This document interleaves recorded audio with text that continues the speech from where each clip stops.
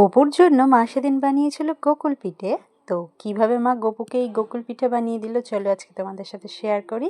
এখানে মা নিয়েছিল 1 হাতা মতো ময়দা, তার মধ্যে দিয়েছিল সামান্য ঘি আর সামান্য চিনি। এরপর এটাকে অল্প অল্প জল দিয়ে ভালো করে একটা ব্যাটার রেডি করে দিয়েছিল। তো ব্যাটারটা রেডি করার পর মা এখানে নিয়েছিল মাখা সন্দেশ, সেটাকে এরকম চ্যাপ্টা আকারে বানিয়ে নিয়ে ওই যে ব্যাটারটা করে রেখেছিল সেই ব্যাটারের মধ্যে এক এক করে ডুবিয়ে দিয়ে মা গরম তেলের মধ্যে ছেড়ে দিয়েছিল। তো ডুবো তেলের মধ্যে এগুলোকে ছাড়তে হবে।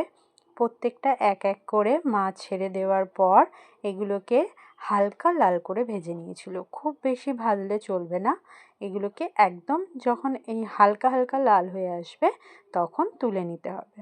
এগুলোকে মা এবার তুলে নিয়ে চিনির রসের মধ্যে ডুবিয়ে দিয়েছিল। চিনির রসটা মা আগেই রেডি করে নিয়েছিল একটু এলাচ দিয়ে, সেটা আর তোমাদেরকে দেখানো হয়নি। তো এইভাবেই মা গোপুকে গোকুল পিঠে বানিয়ে দিয়েছিল। আর তোমাদের এই পিঠের রেসিপিটা কেমন লাগলো জানিও কিন্তু। টাটা।